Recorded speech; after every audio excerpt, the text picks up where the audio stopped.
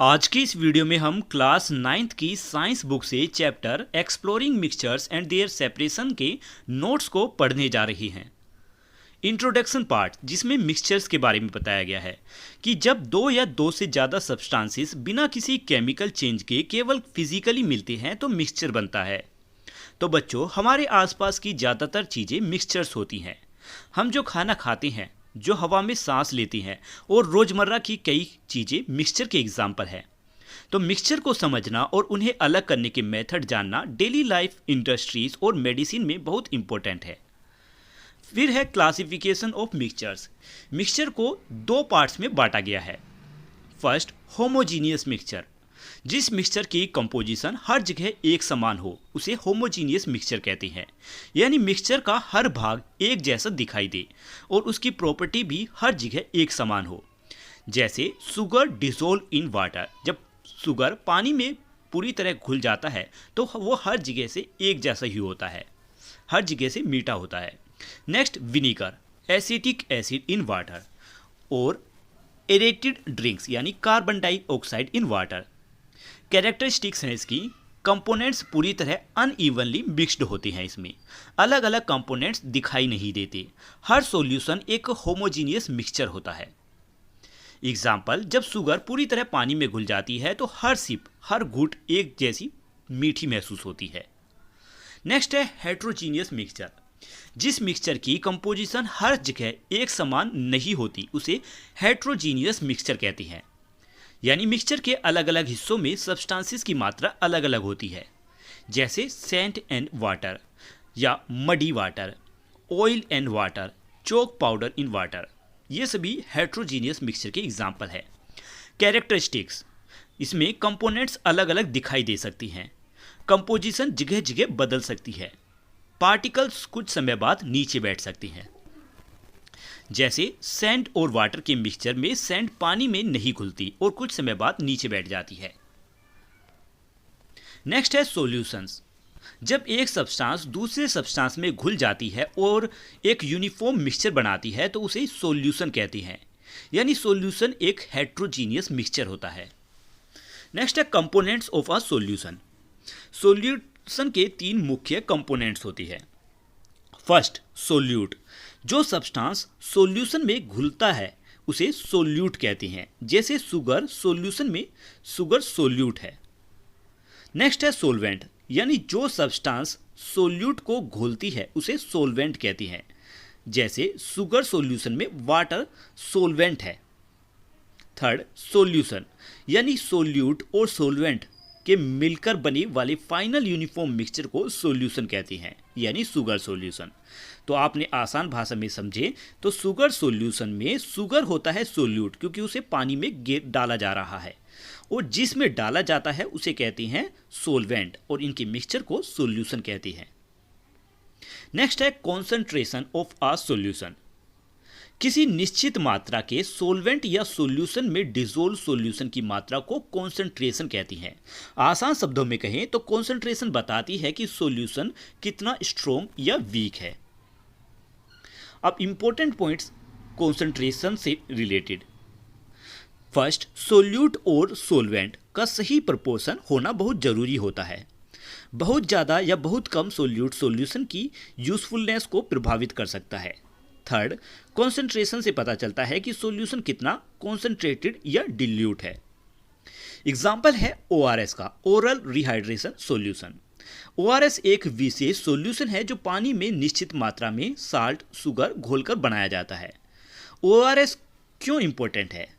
ORS dehydration के treatment में इस्तेमाल किया जाता है। यह शरीर में वाटर बैलेंस, साल्ट बैलेंस को बनाए रखने में मदद करता है।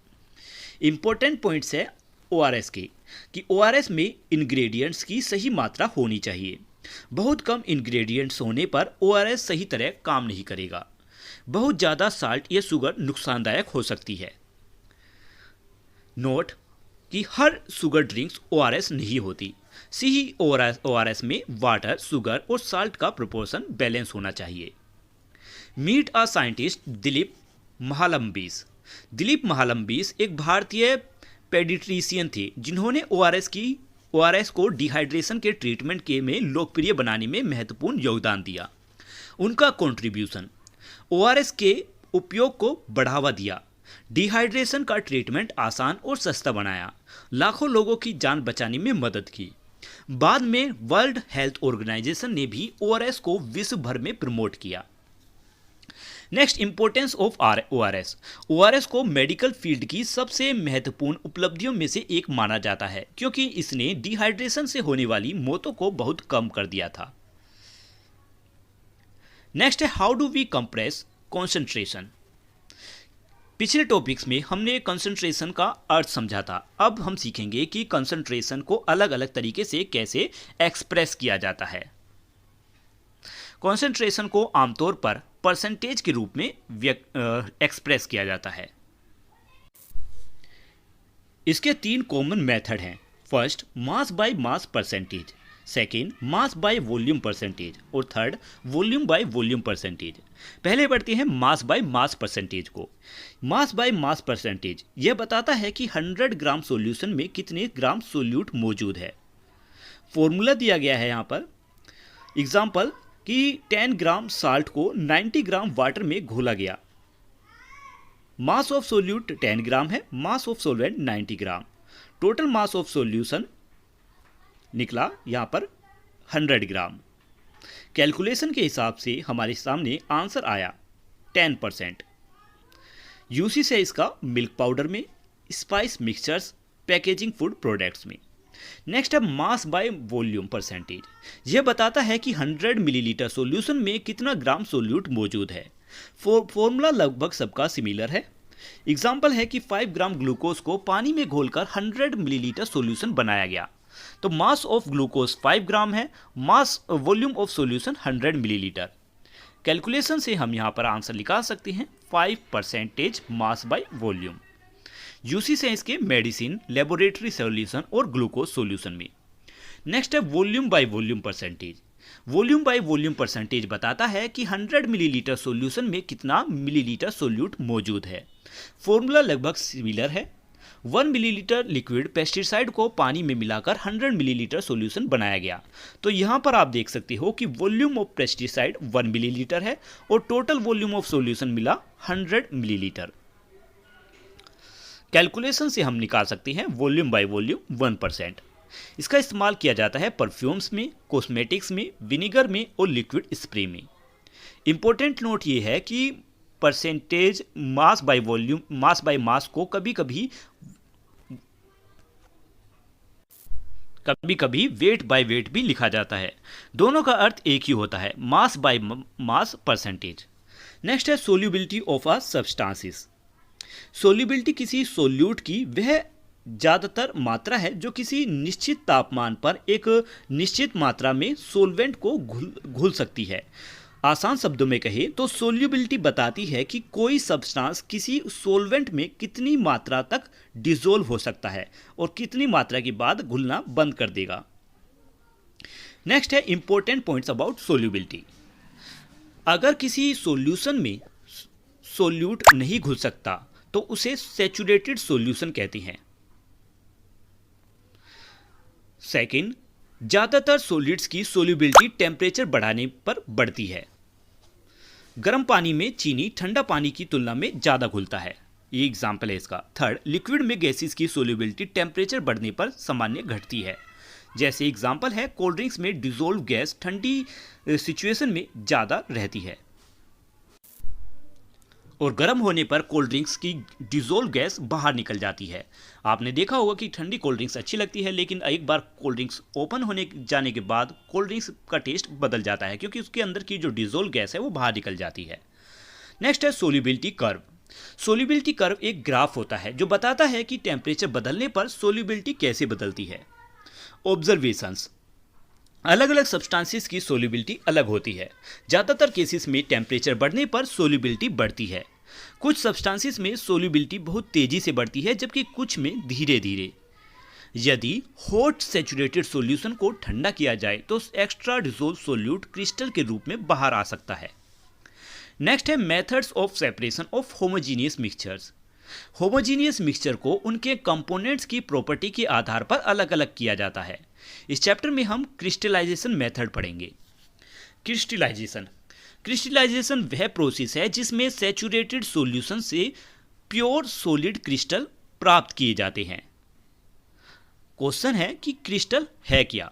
क्रिस्टल एक सॉलिड सब्सटेंस होता है जिसके पार्टिकल्स एक रेगुलर और रिपीटिंग पैटर्न से अरेंज होते हैं।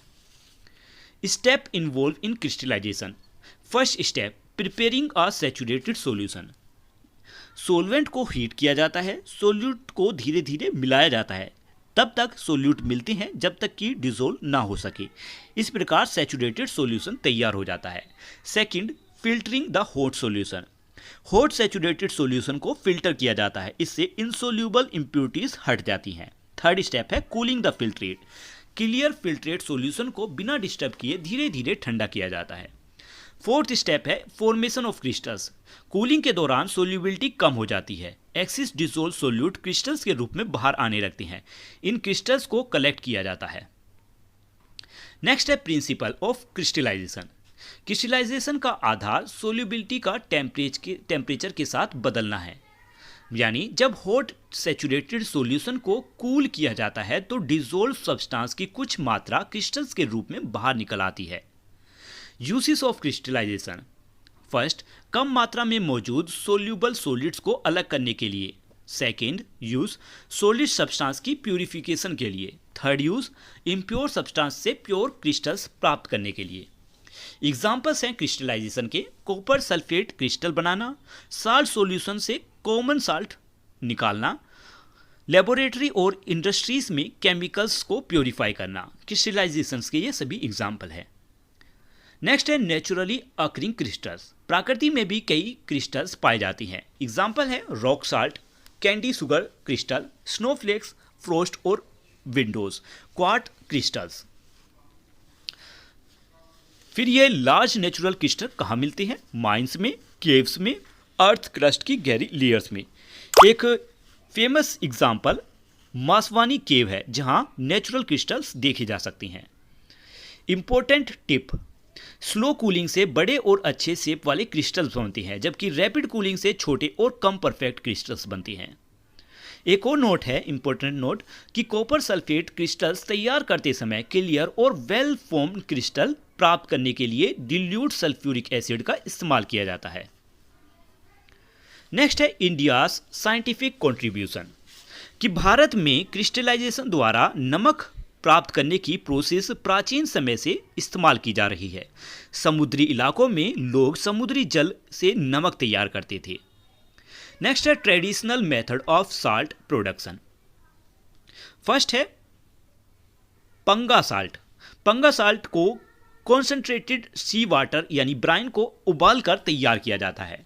इसकी कैरेक्टरिस्टिक्स हैं कि सी वाटर को हीट किया जाता है, पानी एवोपोरेट हो जाता है, नमक के क्रिस्टल्स बच जाते हैं और कोस्टल रीजन में यह मेथड आम है।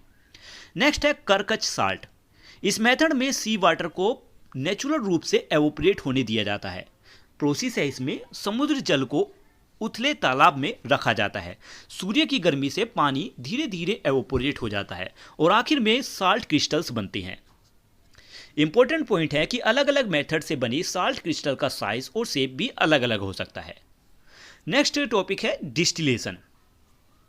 डिस्टिलेशन एक सेपरेशन मेथड है जिसका इस्तेमाल होमोजीनियस मिक्सचर्स को अलग करने के लिए किया जाता है।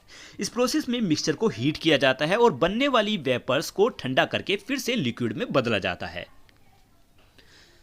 नेक्स्ट है प्रिंसिपल ऑफ डिस्टिलेशन।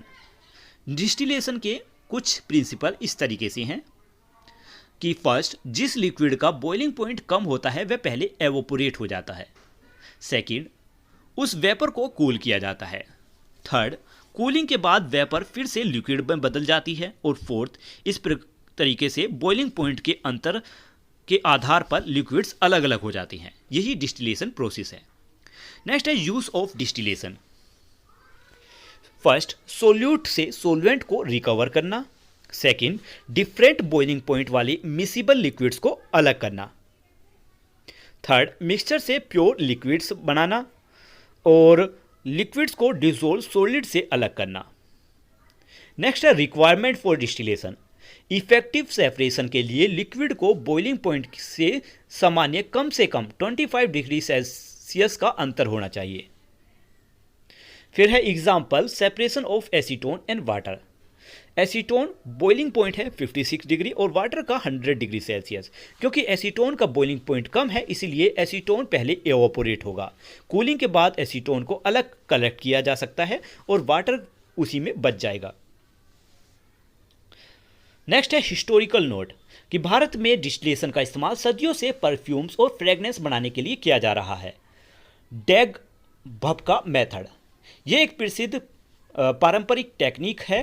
डैप भाप का प्रोसेस यह विशेष रूप से कन्नौज की परफ्यूम इंडस्ट्री से जुड़ी हुई है। इस टेक्निक से मिट्टी का इत्र और नेचुरल परफ्यूम तैयार की जाती हैं। नेक्स्ट है फ्रैक्शनल डिस्टिलेशन। फ्रैक्शनल डिस्टिलेशन का एक इम्पोर्टेंट टाइप है। इसका इस्तेमाल तब किया जाता है जब लिक्विड के बॉइलिंग पॉइंट्स में बहुत ही कम डिफरेंस रहता है। लगभग boiling point difference 25 degree Celsius के आसपास होगा। प्रिंसिपल ऑफ फ्रैक्शनल डिस्टिलेशन, अलग अलग लिक्विड्स अलग अलग टेम्परेचर पर वेपर्स में बदलती हैं। जब वेपर्स फ्रैक्शनेटिंग कॉलम्स के ऊपर उठती हैं वे अलग अलग लेवल्स पर कंडेंस होती हैं यानी ठंडे होने लगती हैं और अलग अलग फ्रैक्शन के रूप में कलेक्ट किए जाती हैं। नेक्स्ट है पेट्रोलियम रिफाइनिंग। पेट्रोलियम रिफाइनिंग में क्रूड ऑयल को फ्रैक्शनल डिस्टिलेशन द्वारा ही अलग अलग यूजफुल प्रोडक्ट्स में बांटा जाता है। अब प्रोडक्ट्स बताए गए हैं कि क्रूड ऑयल से कौन कौन से प्रोडक्ट निकलते हैं। पहला, पेट्रोलियम गैस निकलती है क्योंकि यह सबसे हल्की होती है। नेक्स्ट, पेट्रोल गैसोलीन कार्स और मोटरसाइकिल्स में इस्तेमाल की जाती है। नेक्स्ट है नेफ्था, केमिकल इंडस्ट्रीज में यूज़ किया जाता है। केरोसिन जेट फ्यूल और लाइटनिंग पर्पस में इस्तेमाल होता है। डीजल ट्रक, बस और जनरेटर में इस्तेमाल होता है। लुब्रिकेटिंग ऑयल मशीन में लुब्रिकेशन यानी फ्रिक्शन को कम करने के लिए किया जाता है। नेक्स्ट है बिटुमेन, रोड कंस्ट्रक्शंस में बिटुमेन का इस्तेमाल किया जाता है। फ्रैक्शनल कॉलम में लाइट फ्रैक्शन ऊपर कलेक्ट होती हैं, हैवियर फ्रैक्शन नीचे कलेक्ट होती हैं क्योंकि लाइटर फ्रैक्शंस के बॉइलिंग पॉइंट कम होते हैं। नेक्स्ट है एलपीजी, लिक्विडिफाइड पेट्रोलियम गैस। सबसे हल्के गैसियस फ्रैक्शंस को कंप्रेस करके एलपीजी गैस बनाया जाता है जिसका इस्तेमाल कुकिंग गैस हीटिंग में किया जाता है। एलपीजी घरों और इंडस्ट्रीज में आम रूप से ही इस्तेमाल किया जाता है। नेक्स्ट है पेपर क्रोमेटोग्राफी। अब तक हमने क्रिस्टलाइजेशन, डिस्टिलेशन और फ्रैक्शनल डिस्टिलेशन के बारे में पढ़ा। अब हम एक और important separation technique paper chromatography को समझेंगे। पेपर क्रोमेटोग्राफी का इस्तेमाल किसी मिक्सचर को अलग अलग कंपोनेंट्स को अलग करने के लिए किया जाता है। यह सेपरेशन इस बात पर निर्भर करता है कि कंपोनेंट सोलवेंट और पेपर के साथ कैसे इंटरेक्ट करती हैं। इसके principle of paper chromatography. First, solvent chromatography paper में ऊपर की ओर मूव करता है। सोलवेंट क्रोमेटोग्राफी पेपर में ऊपर की ओर मूव करता है, जैसे आप पिक्चर में देख सकते हो। मिक्सचर के अलग अलग सब्सटेंसेस अलग अलग स्पीड से मूव करती हैं। थर्ड, इस कारण मिक्सचर के कंपोनेंट्स एक दूसरे से अलग हो जाती हैं और अलग अलग स्पॉट बनाती हैं। नेक्स्ट है use of paper chromatography. Paper chromatography का इस्तेमाल अलग अलग कामों में किया जाता है। फर्स्ट, डाई और इंक को अलग करने में। सेकंड, कलर सब्सटेंस में पिगमेंट्स की पहचान करने में। थर्ड, प्लांट एक्सट्रैक्ट में मौजूद पिगमेंट्स को अलग करने में। फोर्थ, कलर्ड कंपाउंड्स को वाले मिक्सचर का एनालाइज करने में। नेक्स्ट है origin of the word chromatography कि क्रोमेटोग्राफी शब्द ग्रीक भाषा के दो शब्द से बना है। क्रोमा मतलब होता है कलर और ग्रेफाइन मतलब टू राइट, इसलिए क्रोमेटोग्राफी का अर्थ हुआ colour writing. How paper chromatography works, अब हम इसके स्टेप्स को समझेंगे। Step 1, applying the sample.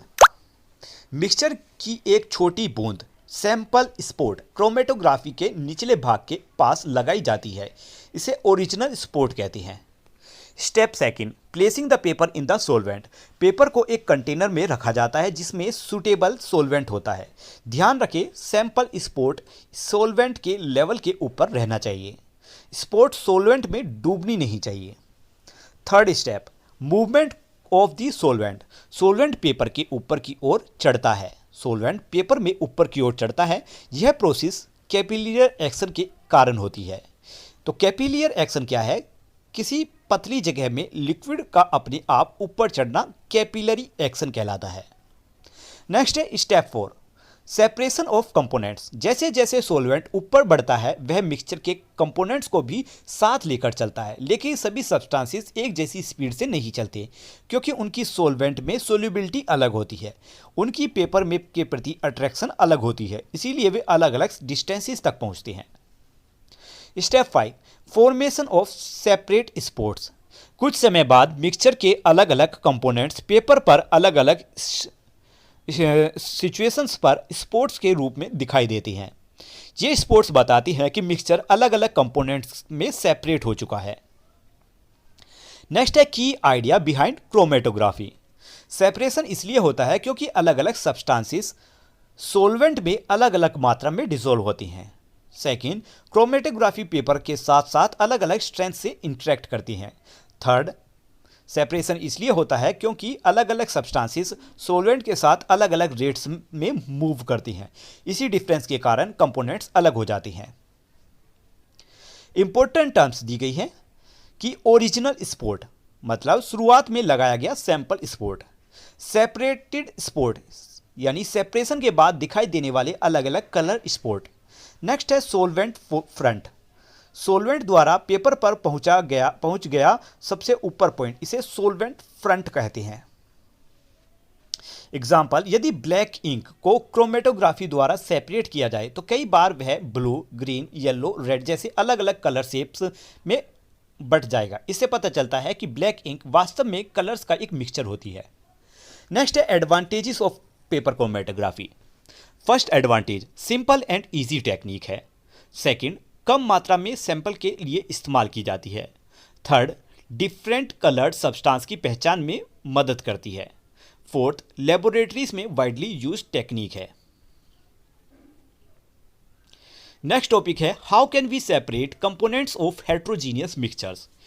Heterogeneous mixture में सब्सटेंसेस यूनिफॉर्मली मिक्स्ड नहीं होते, इसीलिए इनके कंपोनेंट्स को अलग करने के लिए अलग अलग फिजिकल मेथड्स का इस्तेमाल किया जाता है।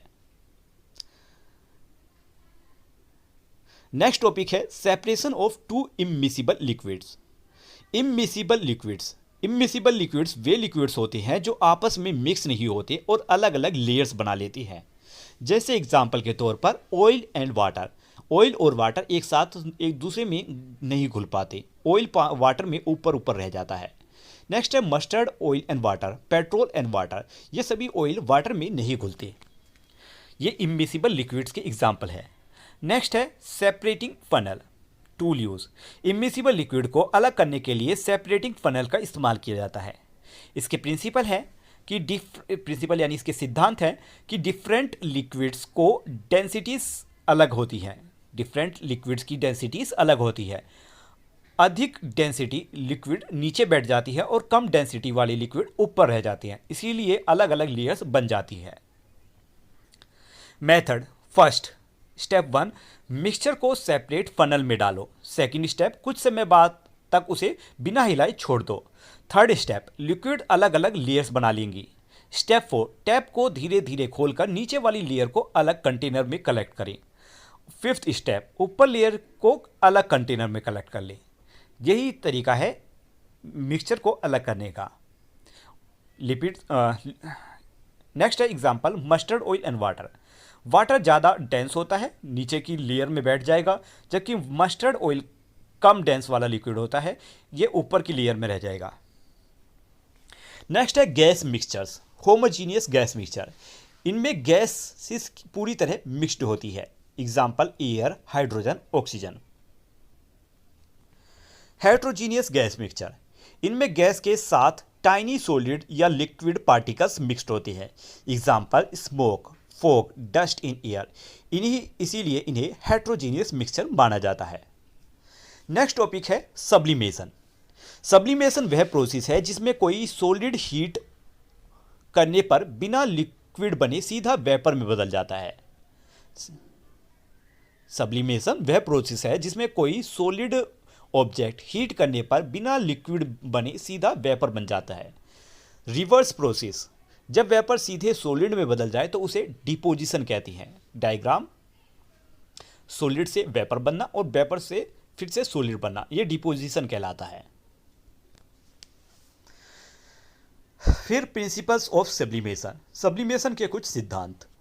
कुछ सॉलिड हीट करने पर सब्लाइम करती हैं जबकि कुछ नहीं करती। इसी प्रॉपर्टी का इस्तेमाल सेपरेशन के लिए किया जाता है। Uses of sublimation, sublimation solid को नॉन सब्लिमेशन सॉलिड से अलग करना। सेकंड, कुछ सॉलिड को प्यूरिफाई करना। एग्जाम्पल है कैम्फर और सैंड का। कैम्फर और सैंड का मिक्सचर लें। कैम्फर हीट करने पर वेपर में बदल जाता है। सैंड हीट करने पर सब्लाइम नहीं करता। इसलिए कैम्फर को सैंड से आसानी से अलग किया जा सकता है। कैम्फर यानी कपूर। अदर सब्लाइम सब्सटेंस, कुछ एग्जाम्पल हैं नेप्थलीन, ड्राई आइस और आयोडीन क्रिस्टल। नेक्स्ट टॉपिक है अलॉय। अलॉय एक होमोजीनियस मिक्सचर होता है जो इनके मतलब अलग अलग कंट्रीब्यूशन से या कॉम्बिनेशन से बनता है। पहला, ये दो या दो से अधिक मेटल होंगे उसमें, या एक मेटल और एक नॉन मेटल होगा। Characteristics of alloy. फर्स्ट, इनके कंपोनेंट्स को सामान्य फिजिकल मेथड से अलग नहीं किया जा सकता। सेकंड, ये अक्सर प्योर मेटल से अधिक मजबूत होती हैं। थर्ड, ये ज़्यादा हार्ड, रिजिड और कोरोजन रेजिस्टेंस हो सकती हैं। फोर्थ, इन्हें विशेष प्रॉपर्टी प्राप्त करने के लिए बनाया जाता है। नेक्स्ट है common alloys and their compositions. लगभग 80% कॉपर और 20% जिंक ब्रास में। ब्रोंज में लगभग 80% कॉपर और 20% टिन होता है। स्टेनलेस स्टील में आयरन, कार्बन, क्रोमियम, निकेल और मोलिब्डियम का मिक्सचर होता है। फिर है इंपॉर्टेंस ऑफ अलॉय। अलॉय का इस्तेमाल बहुत अधिक किया जाता है क्योंकि वे प्योर मेटल्स की तुलना में ज़्यादा स्ट्रॉन्ग होती हैं, ज़्यादा ड्यूरेबल होती है यानी ज़्यादा समय तक चल सकती हैं, रस्ट और कोरोजन का बेहतर रेजिस्टेंस रखती हैं और वियर एंड टियर को अधिक सहन कर सकती हैं। नेक्स्ट है कोलॉइड्स। अब तक हमने सॉल्यूशन और सस्पेंशन के बारे में पढ़ा। इनके बीच एक और विशेष प्रकार का मिक्सचर होता है जिसे कोलॉइड कहती हैं। कोलॉइड देखने में सॉल्यूशन जैसा लगता है लेकिन वास्तव में यह एक हेट्रोजीनियस मिक्सचर होता है। तो कोलॉइड एक ऐसा मिक्सचर है जो ना तो ट्रू सॉल्यूशन होता है ना ही सस्पेंशन। यह बाहर से यूनिफॉर्म दिखाई देता है लेकिन इसके पार्टिकल वास्तव में अलग फेस में मौजूद होती हैं। कैरेक्टरिस्टिक्स हैं कोलॉइड के। First, particle size. Colloid particles का साइज लगभग 1 नैनोमीटर से 1000 नैनोमीटर होता है। यह सॉल्यूशन और सस्पेंशन के पार्टिकल साइज के बीच का होता है। Second, settling of particles. Colloidal particles लंबे समय तक छोड़ देने पर भी नीचे नहीं बैठते, इसीलिए कोलॉइड स्टेबल रहता है। Third, distribution of particles. Particles पूरे मिक्सचर में समान रूप से फैले रहते हैं, इसी कारण कोलॉइड यूनिफॉर्म दिखाई देता है। Fourth, filtration. कोलॉइडल पार्टिकल्स को सामान्य फिल्ट्रेशन मेथड से अलग नहीं किया जा सकता, वे फिल्टर पेपर से गुजर जाते हैं। नेक्स्ट है Tyndall effect. Colloids Tyndall effect दिखाते हैं। टिंडल इफेक्ट यानी जब कोलॉइड पार्टिकल्स लाइट को स्कैटर करती हैं तो लाइट का पाथ दिखाई देने लगता है, इसे टिंडल इफेक्ट कहती हैं। एग्जाम्पल, धुएं में वाहन की हेडलाइट बीम दिखाई देती है। एग्जाम्पल्स हैं कोलॉइड्स के milk, tomato sauce, ice cream, blood, fog, smoke. Next है कंपोनेंट्स ऑफ कोलॉइड। कोलॉइड को दो भागों में बांटा गया है। First, disperse phase. Disperse phase यानी जिस सब्सटेंस के पार्टिकल्स पूरे मिक्सचर में फैले रहती हैं उसे डिस्पर्स फेस कहती है। यह सॉल्यूशन के सोल्यूट जैसा कार्य करता है। एग्जाम्पल है कि मिल्क में फैट ड्रॉपलेट डिस्पर्स फेस होता है। नेक्स्ट है डिस्पर्सन मीडियम। डिस्पर्सन मीडियम मतलब जिस सब्सटेंस में डिस्पर्स फेस फैला होता है उसे डिस्पर्स मीडियम कहती हैं। यह सॉल्यूशन के सोलवेंट जैसा काम करता है, जैसे मिल्क में वाटर डिस्पर्स मीडियम होता है। नेक्स्ट है इमल्सन। इमल्सन कोलॉइड का एक टाइप होता है जिसमें डिस्पर्स फेस ही भी लिक्विड होता है और डिस्पर्स मीडियम भी लिक्विड होता है, मतलब liquid in liquid colloid emulsion कहलाता है। नेक्स्ट है टाइप्स ऑफ इमल्सन। इमल्सन के भी कुछ टाइप हैं। First, oil in water emulsion. इस प्रकार में ऑयल ड्रॉपलेट्स पानी में फैली होती हैं। Example milk, Venice, cream. Component है डिस्पर्स फेस ऑयल है और डिस्पर्स मीडियम वाटर। नेक्स्ट है वाटर इन ऑयल इमल्सन। इस टाइप में वाटर ड्रॉपलेट्स ऑयल में फैली होती हैं। एग्जाम्पल है butter, body lotion, cold cream. इसमें डिस्पर्स फेस है वाटर और डिस्पर्स मीडियम यानी जिसमें डाला गया वह है ऑयल। फिर आपके बेटर समझने के लिए एक टेबल भी दिया गया है, इसे पढ़ लेना। नेक्स्ट टॉपिक है इमल्सिफाइंग एजेंट्स। हमने पहले पढ़ा था कि इमल्सन में दो लिक्विड्स आपस में मिक्स्ड रहती हैं, लेकिन सामान्य ये लिक्विड्स कुछ समय बाद अलग अलग लेयर बना सकती हैं। ऐसे सब्सटेंसेस जो इमल्सन को स्टेबल बनाए रखती हैं उन्हें इमल्सिफाइंग एजेंट्स कहते हैं। Functions of emulsifying agents. Emulsion को स्टेबल रखती हैं। इमल्सिफाइंग एजेंट का काम है इमल्सन को स्टेबल रखना, दो लिक्विड को आसानी से अलग होने से रोकना, डिस्पर्स ड्रॉपलेट्स को पूरे मिक्सचर में समान रूप से फैलाना। एग्जाम्पल है कि मिल्क में मौजूद प्रोटीन नेचुरल इमल्सिफाइंग एजेंट की तरह काम करती हैं, इसी कारण मिल्क एक स्टेबल इमल्सन बना रहता है। नेक्स्ट टॉपिक है टिंडल इफेक्ट। टिंडल इफेक्ट वह फिनोमिना है जिसमें कोलॉइड्स या सस्पेंशन के पार्टिकल्स लाइट को स्कैटर करते हैं, जिससे लाइट बीम का पाथ दिखाई देता है। क्वेश्चन है कि what cause the Tyndall effect. जब लाइट की किरण किसी कोलॉइड या सस्पेंशन से गुजरती है तो उसमें मौजूद पार्टिकल्स लाइट के को अलग अलग दिशाओं में स्कैटर करते हैं यानी फैला देते हैं। इस स्कैटरिंग के कारण लाइट बीम का रास्ता साफ साफ दिखाई देने लगता है। टिंडल इफेक्ट का नाम साइंटिस्ट जॉन टिंडल के नाम पर रखा गया। उन्होंने इस फिनोमिना का स्टडी और एक्सप्लेनेशन किया था। Source Tyndall effect. Tyndall effect से क्या क्या देखने को मिलेगा, मतलब कहाँ देखने को मिलेगा। कोलॉइड्स जैसे मिल्क, फोग, स्मोक और ब्लड। सस्पेंशन है muddy water, chalk powder in water. इनमें पार्टिकल्स बहुत होते हैं जो लाइट को स्कैटर कर सकती हैं। Does not show Tyndall effect. ऐसे कौन से चीज हैं जो टिंडल इफेक्ट नहीं शो करेंगे। True solution, salt solution, sugar solution, copper sulphate solution. इनमें पार्टिकल्स बहुत छोटे होते हैं, इसलिए वे लाइट को इफेक्टिवली स्कैटर नहीं कर पाते। नेक्स्ट है why true solution does not show Tyndall effect. True solution के पार्टिकल्स का अक्सर बहुत ट्रू सॉल्यूशन के पार्टिकल्स का आकार बहुत छोटा होता है, 1 नैनोमीटर से भी कम, इसलिए लाइट बिना स्कैटर हुए सॉल्यूशन से गुजर जाती है। इसका परिणाम यह होता है कि लाइट बीम का पाथ दिखाई नहीं देता। एग्जाम्पल है from daily life, light entering a dark room. जब सूर्य का प्रकाश किसी छोटे होल्स या खिड़की से डार्क रूम में एंटर करता है तो हवा में मौजूद डस्ट पार्टिकल्स लाइट को स्कैटर करती हैं, इस कारण लाइट बीम दिखाई देती है। सेकेंड, फ्लड लाइट्स इन अ स्टेडियम।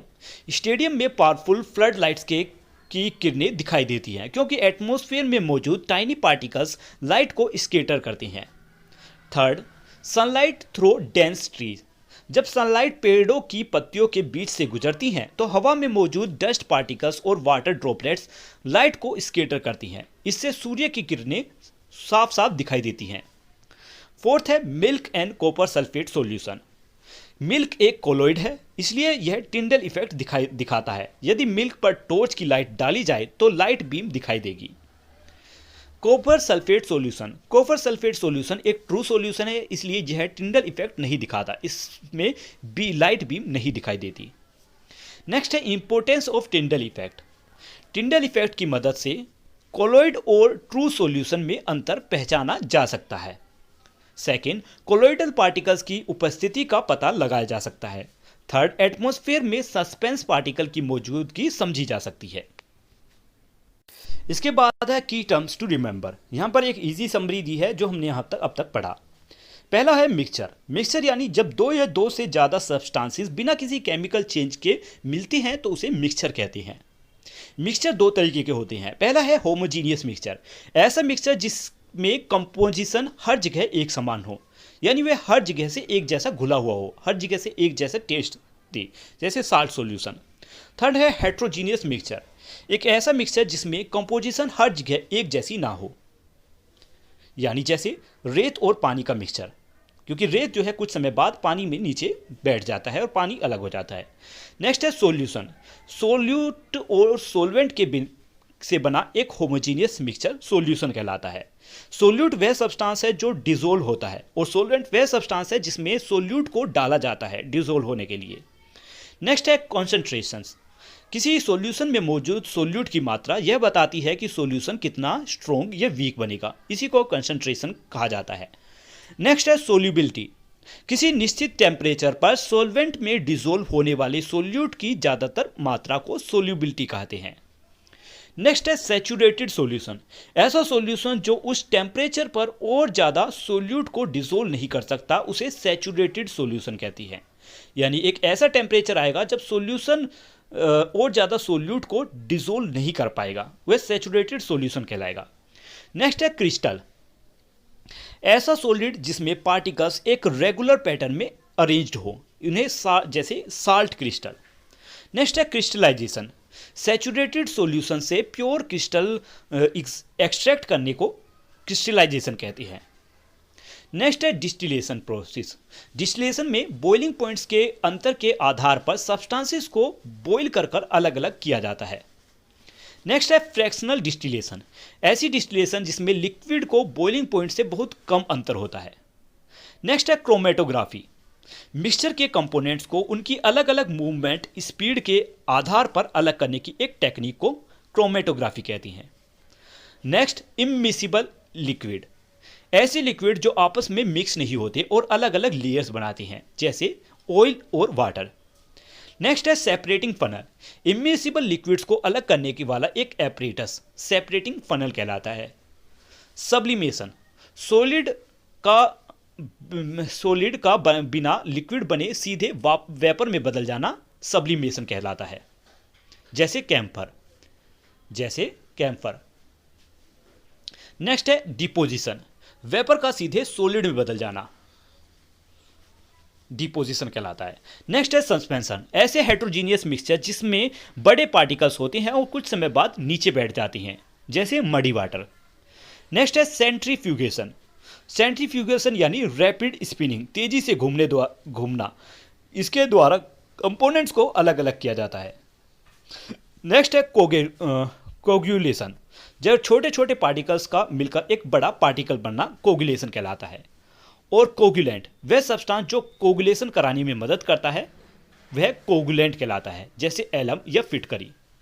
कोलोइड, ऐसे मिक्सचर को जो देखने में होमोजीनियस लगती हैं लेकिन वास्तव में हेट्रोजीनियस होती हैं। डिस्पर्स फेस, कोलोइड में फैला हुआ पार्टिकल डिस्पर्स फेस कहलाता है। डिस्पर्सन मीडियम, वह मीडियम जिसमें डिस्पर्स फेस फैली होती है। इमल्सन, ऐसे कोलोइड जिसमें डिस्पर्स फेस और डिस्पर्स मीडियम दोनों लिक्विड्स होती हैं, वह इमल्सन कहलाता है। इमल्सिफाइंग एजेंट, ऐसे सब्सटेंस जो इमल्सन को स्टेबल बनाए रखती हैं, जैसे मिल्क प्रोटीन।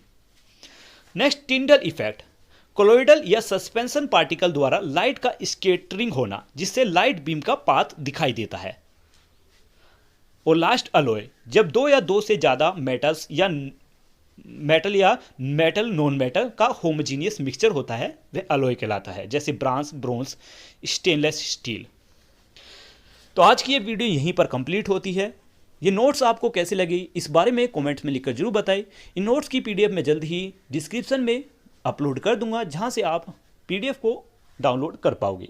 मिलते हैं अगली वीडियो में, तब तक के लिए बाय बाय।